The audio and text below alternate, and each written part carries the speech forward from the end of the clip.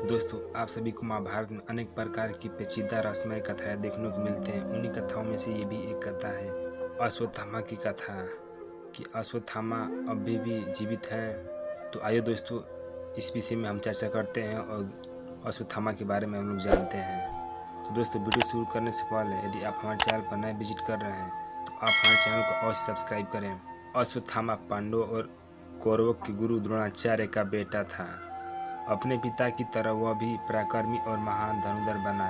एक बार द्रोणाचार्य और उनकी पत्नी कृपि तपस्या के लिए हिमालय गए। उनके तप से प्रसन्न होकर शिव जी ने उन्हें पुत्र प्राप्ति का वरदान दिया। फिर कृपि ने एक तेजस्वी पुत्र को जन्म दिया। इसी का नाम अश्वत्थामा था। माना जाता है कि यह महाभारत काल का अकेला ऐसा किरदार है जो आज तक जीवित है। आज भी कई जगहों पर अश्वत्थामा के जीवित देखे जाने के दावे किए जाते हैं। वैसे तो द्रोणाचार्य पांडव और कौरव दोनों के गुरु थे, मगर महाभारत युद्ध में उन्होंने हस्तिनापुर के सिंहासन का साथ देते हुए कौरवों के पक्ष में लड़ने का फैसला लिया। अपने पिता की तरह अश्वत्थामा ने भी पांडवों के खिलाफ युद्ध किया। अश्वत्थामा ने कौरवों की एक सेना का नेतृत्व किया और पांडव पक्ष के कई योद्धाओं को मार गिराया।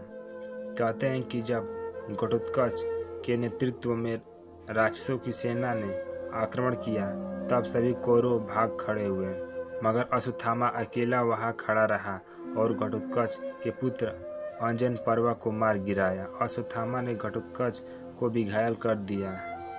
महाभारत युद्ध के दौरान एक ऐसा समय भी आया जब अश्वत्थामा के मौत की झूठी खबर फैलाई गई।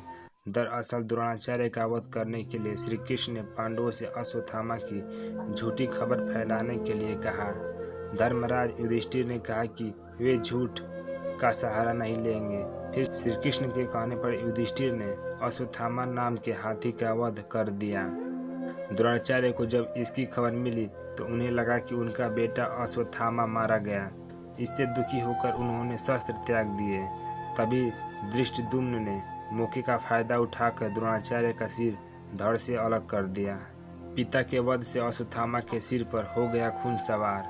द्रोणाचार्य की मौत के बाद पांडवों ने महाभारत का युद्ध जीत लिया। युद्ध खत्म होने के बाद पांडव अपने शिविर में जीत का जश्न मना रहे थे। दूसरी ओर अश्वत्थामा अपने पिता की मौत से बहुत दुखी हुआ। उसने बदला लेने की ठानी। अश्वत्थामा रात में पांडवों के शिविर में पहुंचा और कोहराम मचा दी।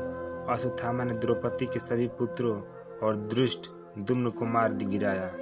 जब अश्वत्थामा को मिला श्राप, अपने सभी पुत्रों का वध होने से द्रौपदी बिलख कर रोने लगी।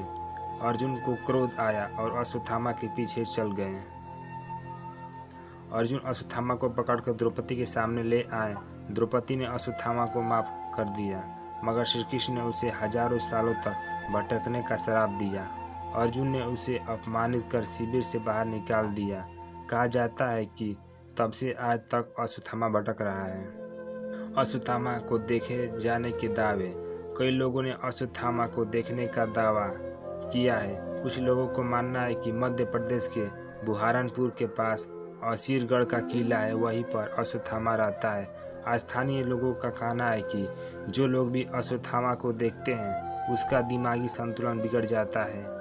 एमपी के ही जबलपुर में नर्मदा नदी के किनारे भी अश्वत्थामा के भटकने के दावे किए जाते हैं। तो आई होप दोस्तों यह छोटी सी राशि आपको अच्छी लगी होंगी। यदि इस स्टोरी का मंतव्य आपको अच्छे समझ में आ गया हो तो आप हमारी वीडियो को लाइक कर दीजिए और चैनल पर अभी तक आप नए हैं तो हमारे चैनल को अवश्य सब्सक्राइब करें। धन्यवाद दोस्तों, मिलते हैं नेक्स्ट वीडियो में।